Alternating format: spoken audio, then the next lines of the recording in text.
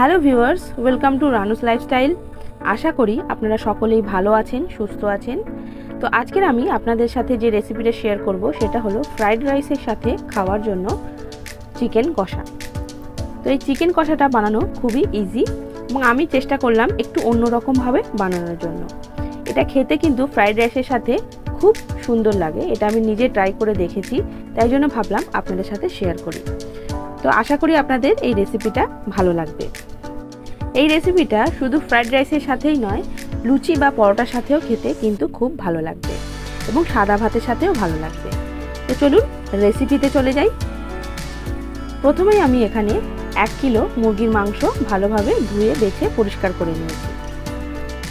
তো মুরগির মাংসের মধ্যে অনেকগুলো সলিড পিস আছে। এবার আমি মুরগির মাংসের মধ্যে দিয়ে দেবো 200 গ্রাম পেঁয়াজ কোচানো।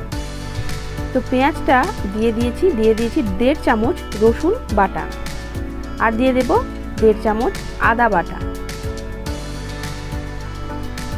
নুন দিয়ে দেব পরিমাণ মতন। 1 চামচ দিয়ে দিলাম হলুদ গুঁড়ো, 1 টেবিল চামচ লঙ্কা গুঁড়ো এবং 1 টেবিল চামচ ধনে গুঁড়ো। এটার ফলে কিন্তু মাংসের স্বাদটা কিন্তু অনেকটা বেড়ে যাবে।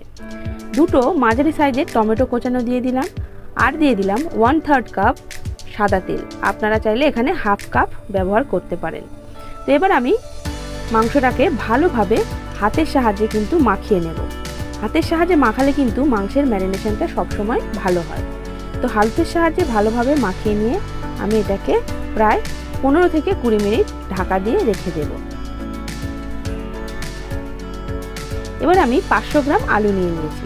500 গ্রাম আলুকে আমি ভালোভাবে ছাড়িয়ে নিয়েছি এবং এটাকে একটু বড় সাইজ করে কেটে নেব। যেহেতু এটা চিকেন কষা বানাবো, বেশি আমি ঝোল ফোটাবো না, তাই জন্য কিন্তু আমি এখানে চন্দ্রমুখী আলুটা নিয়েছি, যাতে এটা তাড়াতাড়ি সেদ্ধ হয় এবং চিকেনের স্বাদটাও অনেকগুণ বেড়ে যায়। এবার আমি 3টে ক্যাপসিকাম নিয়ে নিয়েছি।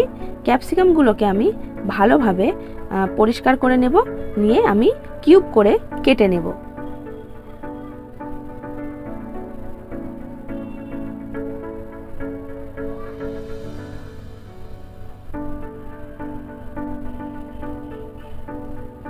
তো ক্যাপসিকাম আলু দুটোই কাটা হয়ে গেছে। এবার আমি কড়াই চাপিয়ে দিয়েছি এবং তেল গরম করতে দিয়ে দিয়েছি। আমি আবারও 1/3 কাপ তেল এতে দিয়ে দিলাম। তেল গরম হলে আমি আলুগুলো এক এক করে এর মধ্যে ভেজে নেব। তো তেলটা ভালোভাবে মাঝারি আঁচে গরম করতে হবে, যার ফলে কিন্তু আলুটা যাতে না ওপর থেকে কালো হয়ে যায় এবং ভেতরে যাতে না কাঁচা থাকে সেদিকটা কিন্তু নজর রাখতে হবে। তো আলুর স্বাদটা আরও একটু বেশি বাড়ানোর জন্য আমি এখানে হলুদ এবং নুন দিয়ে দিলাম, দিয়ে ভালোভাবে নাড়াচাড়া করে নিলাম।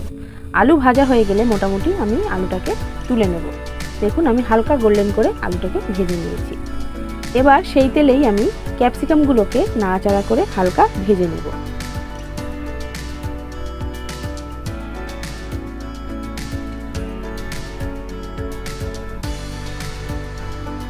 ক্যাপসিকাম কিন্তু বেশি নরম করে ভাজবো না, একটু নাড়াচাড়া করে কিন্তু আমি ক্যাপসিকামগুলোকে তুলে নেব।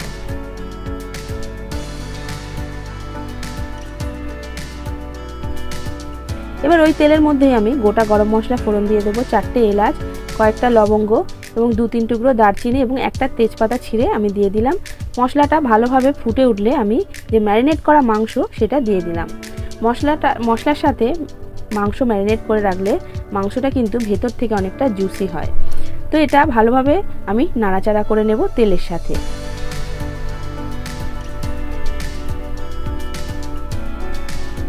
এবং যে ম্যারিনেশনের বাটিটা ধোয়া যে জল, সেটা একটুখানি সামান্য 1/2 কাপের থেকেও কম জল যেটা ছিল সেটা আমি এর মধ্যে অ্যাড করে দিলাম। দিয়ে মশলাটাকে কিন্তু আমি ধৈর্য ধরে কষাতে থাকবো। প্রথমেই কিন্তু মশলা থেকে উঠবে জল, যে পেঁয়াজ কাঁচা যেটা আছে, আদা রসুন এবং টমেটো যেটা আছে এবং মাংস থেকেও অনেক সময় জল ছাড়ে এবং নুন দেওয়া আছে, এর ফলে কিন্তু প্রথমেই উঠবে কিন্তু জল, এবং সেটা কিন্তু আমাদের ধৈর্য ধরে মাংসটাকে কষিয়ে নিতে হবে। কিন্তু আঁচ কিন্তু বেশি জোরে দিয়ে কষালে কিন্তু মাংসটা কাঁচা থেকে যাবে এবং জলটা কিন্তু মরে যাবে, এবং বেশি আবার সময় নিয়ে কষালে কি হবে, মানে মাংসটা বেশি সেদ্ধ হয়ে গলে যাওয়ার চান্স থাকে। তো সেই জন্য আপনাকে আঁচ বুঝে ভালোভাবে নাড়াচাড়া করে কিন্তু এটাকে মিডিয়াম আঁচে রেখে কষিয়ে নিতে হবে। তো আমি এরকম বারবার করে মাংসটাকে ফোটাচ্ছিলাম এবং নাড়াচাড়া করে মাংসটাকে রান্না করে নিচ্ছিলাম। দেখুন অনেকটা জল মরে গেছে এবং তেল অনেকটা ছেড়ে দিয়েছে। তো এটা দেখলেই বোঝা যাবে এবং মাংস থেকে যে সেন্টটা বেরোবে সেটা গন্ধটা পেলেই যে আপনারা বুঝতে পারবেন যে মাংসটা অলরেডি কষানো হয়ে গেছে। সেই মুহূর্তে কিন্তু আমি আলুগুলোকে এর মধ্যে দিয়ে দিলাম। তো আলুটা দিয়ে একটু কষাকষি করে নিয়ে আমি এখানে 1 কাপ গরম জল অ্যাড করে দিলাম।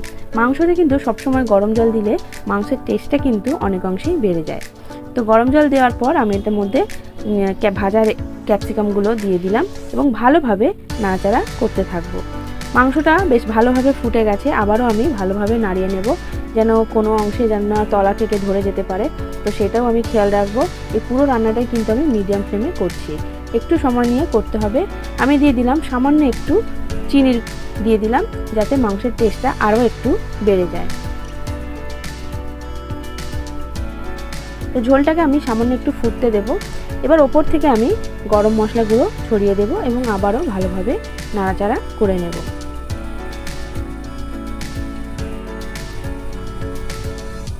বন্ধুরা মাংসটা কিন্তু পুরোপুরি রেডি হয়ে গেছে। এটা কিন্তু একদমই ঝোল থাকবে না। মাংসটা যখনই ঠান্ডা হয়ে যাবে দেখবেন এরকম টাইপের একটা গ্রেভি চলে আসবে। তো এর ফলে কিন্তু আপনার খেতেও সুবিধা হবে, একেবারে শুকনো হয়ে যাবে না বা ফ্রাইড রাইসের সাথে কিন্তু খেতে খুব সুন্দর লাগবে।